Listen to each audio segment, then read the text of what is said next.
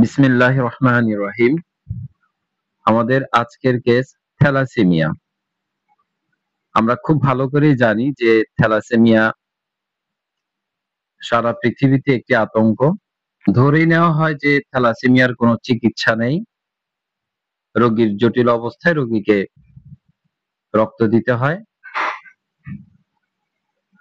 অনেক রোগী আছে যে রক্ত দেওয়ার পাশাপাশি তাদেরকে আরো কিছু ঔষধপত্র সেবন করতে হয় নিয়মিত। এত কিছুর পরেও অনেক রোগী বেঁচে থাকে না। অনেক রোগী শিশু বয়সেই মারা যায়, কেউ কিশোর বয়সেই মারা যায়, কেউ দেখা যায় যে দীর্ঘদিন ধরে সার্ভাইভ করে একটা সময় আর টিকে থাকে না। তো যাই হোক, হোমিওপ্যাথিতে থ্যালাসেমিয়ার চিকিৎসা আছে কিনা? হোমিওপ্যাথি এমন একটা চিকিৎসা ব্যবস্থা যেখানে সুনির্দিষ্টভাবে রোগের নাম ধরে নয়, রোগীর বিভিন্ন বৈশিষ্ট্যের উপর, সিমটমের উপর নির্ভর করে রোগীকে ওষুধ দেওয়া হলে অনেক দুরারোগ্য ব্যাধিতে ভালো ফলাফল পাওয়া যাচ্ছে। তারই একটা উদাহরণ হিসেবে আমি আপনাদেরকে একটা থ্যালাসেমিয়া কেস দেখাবো। আমার চেম্বারে অনেক পেশেন্ট আসে, প্রচুর পেশেন্ট আমি দেখি নিয়মিত। সময়ের অভাবে আমি এগুলো দেখাতে পারি না। তো আজকে এটা কেস দেখাচ্ছি। আমার ইউটিউব প্রোফাইল, ফেসবুক প্রোফাইলে অনেকে কমপ্লেন করে থাকে যে আপনি দুরারোগ্য ব্যাধিগুলোর কথা বলছেন কিন্তু কখনো কেস দেখান না। তো আপনাদের চাহিদার প্রেক্ষাপটে আমার একটু প্রচেষ্টা। আসেন এখানে রিপোর্টটা দেখি। এটা একটা প্রেসক্রিপশন, বাংলাদেশ থ্যালাসেমিয়া ফাউন্ডেশনের একটা প্রেসক্রিপশন। পেশেন্টের নাম ইউসুফ মুজাফফর। এখানে আপনি তার ডিটেলস পাবেন। বাচ্চার বয়স প্রায় 6 বছর। বাংলাদেশ থ্যালাসেমিয়া ফাউন্ডেশনের একটি প্রেসক্রিপশন দেখতে পাচ্ছি। এই বাচ্চাটি দীর্ঘদিন ধরে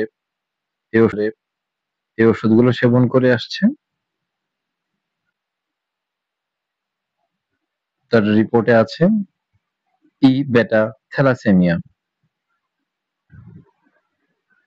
বাচ্চাটা যখন আমার কাছে আসে, সে তার পুরাতন রিপোর্ট নিয়ে আসে। 15 জুলাই 2025। সেখানে দেখা যায় হিমোগ্লোবিন 8.8।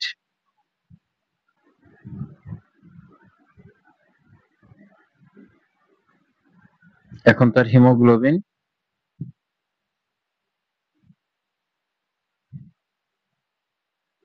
এই মুহূর্তে বাচ্চার হিমোগ্লোবিন 10.2। এখানে 10.2 হিমোগ্লোবিনের পাশাপাশি আমার কাছে আরেকটা অসঙ্গতি আছে, সেটা হলো বাচ্চার ইসোনোফিল 14। এটা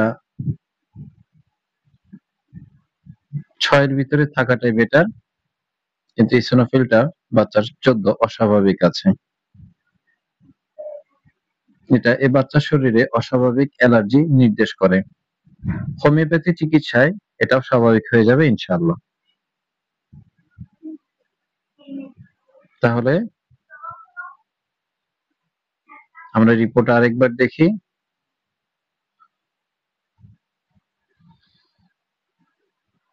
বাচ্চার হিমোগ্লোবিন 10.2, রিপোর্ট 14 অক্টোবর।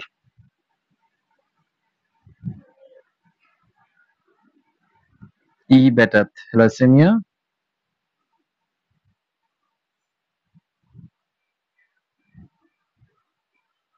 গত জুলাইয়ের হিমোগ্লোবিন 8.8।